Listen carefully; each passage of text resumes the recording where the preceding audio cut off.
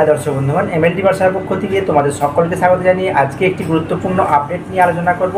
আজকের আপডেটটি আরআরবি নিয়ে, অর্থাৎ রেলওয়ে রিক্রুটমেন্ট বোর্ডের যে আমরা ফর্ম ফিল আপ করেছিলাম সেখানে তাদের থেকে একটি লেটেস্ট আপডেট এসেছে। সেই আপডেটটি নিয়ে আমরা আলোচনা করব। আপডেটটি এসেছে 23/3/2025, অর্থাৎ এই আজকে এই আপডেটটি এসেছে।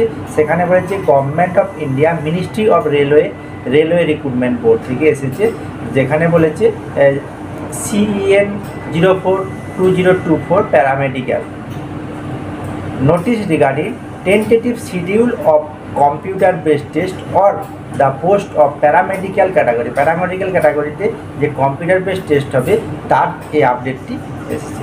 সেখানে কি বলেছে, বেশ কয়েকটি পয়েন্ট এখানে বলেছে।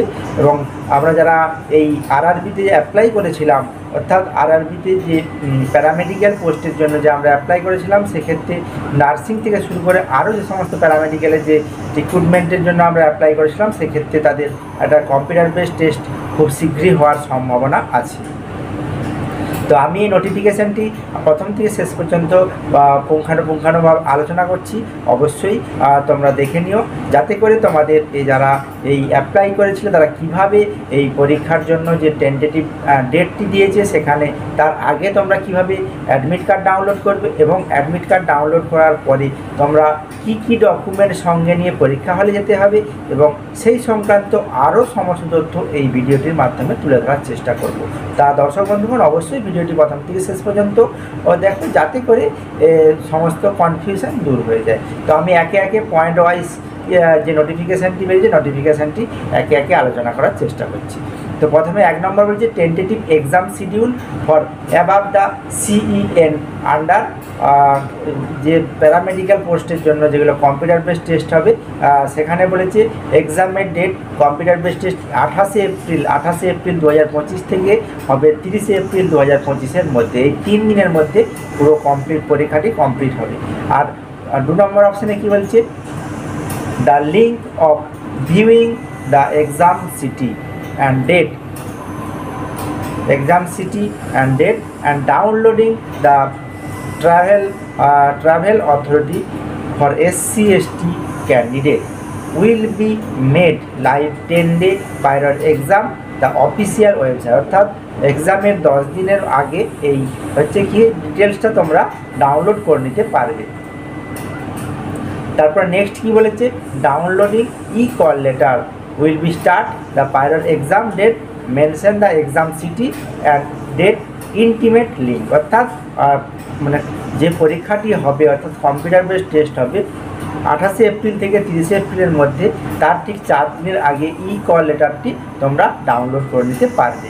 এবং কোন সিটিতে পরীক্ষা হবে সমস্ত তথ্য এখান থেকে তোমরা পেয়ে যেতে পারো। এখানে 4 নম্বর অপশানটি আরও গুরুত্বপূর্ণ। এখানে বলেছে যে Aadhaar link biometric authentication of candidate will be done in exam centre prior to entry the exam hall, অর্থাৎ এক্সাম হলে ঢোকার আগে বায়োমেট্রিক অথেন্টিকেশন অবশ্যই গুরুত্বপূর্ণ, সেটা কম্পালসারি সকলকে করতে হবে।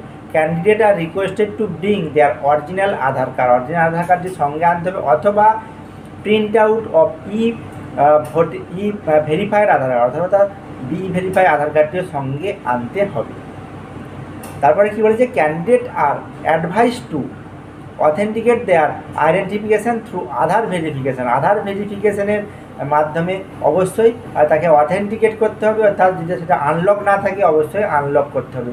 তো আনলক করার ব্যাপারটা নিয়ে আমি আগে আলোচনা করেছি, অবশ্যই চাইলে তোমরা আগের ভিডিও দেখে নিতে পারো। ইফ নট ডান, যদি তোমরা এখনও না করে থাকো already by log in their credential website কি www.rrbapply.gov.in, এই ওয়েবসাইটে গিয়ে অবশ্যই সেই আধারটিকে আনলক করে ফেলতে হবে কখন এক্সামিনেশন সেন্টারে যাওয়ার আগে।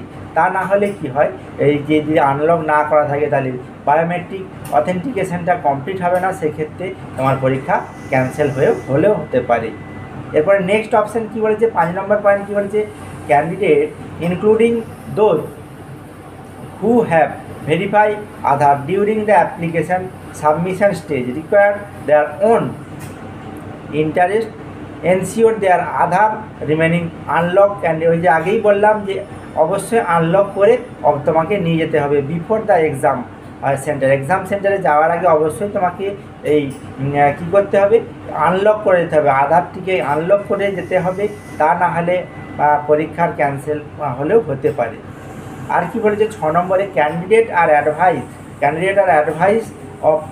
Advice to refer only to the official website RRB for latest update the recruitment process. মানে এখানে বলেছে অনেক সময় কি হয়, ক্যান্ডিডেটরা বিভ্রান্ত হতে হয়, সেই জন্য কি বলেছে যে অফিসিয়াল ওয়েবসাইটে RRB থেকে যে লেটেস্ট আপডেটটি এসছে সেই আপডেটটি অবশ্যই সকলকে ফলো করতে বলেছে। Please do not miss by the authentication source, মানে অন্য কোনো আনঅথেন্টিকেশন সোর্স থেকে যদি তোমরা কোনো তথ্য পাও সেই নিয়ে বিভ্রান্ত না হয়ে যে অফিসিয়াল RRBর যে ওয়েবসাইটটি আছে সেখান থেকে লেটেস্ট আপডেটটি অবশ্যই তোমরা ফলো করবে। 7 নম্বর এবং লাস্ট যে অপশানটা বলেছে, be aware two trust who try to misguide candidate with fake promise of appointment for job on illegal condition. এখানে কি বলেছে, সবসময় কি বলেছে, কেউ যদি মিসগাইড করে অথবা কেউ যদি বলে ফেক প্রমিস দিয়ে যে অ্যাপয়েন্টমেন্ট লেটার দিয়ে দেবে ইললিগ্যালভাবে, সেটা সবসময় অ্যাভয়েড করে চলতে হবে। RRB selection are based on, কীভাবে বেসড হচ্ছে, কম্পিউটার বেসড টেস্ট CPT টেস্টের মাধ্যমে, and recruitment is the best only on the merit of the candidate, অর্থাৎ ক্যান্ডিডেটের মেরিট অনুযায়ী তাকে রিক্রুটমেন্ট করা হবে। অর্থাৎ কোনো প্ররোচনায় পা না দিয়ে অবশ্যই অফিসিয়াল ওয়েবসাইট থেকে যে তথ্যগুলি তোমরা পাবে সেই তথ্যগুলি অবশ্যই ফলো করে তোমাদের পরীক্ষার জন্য তোমরা প্রিপারেশন নেওয়া শুরু করো। এই পরীক্ষা সংক্রান্ত আমি বেশ কিছু MCQ আমি পরপর একে একে আলোচনা করে এসেছি এবং আবারও বেশ কয়েকটি MCQ সিরিজ নিয়ে আলোচনা করব। অবশ্যই MLT ভার্সের সঙ্গে থাকো।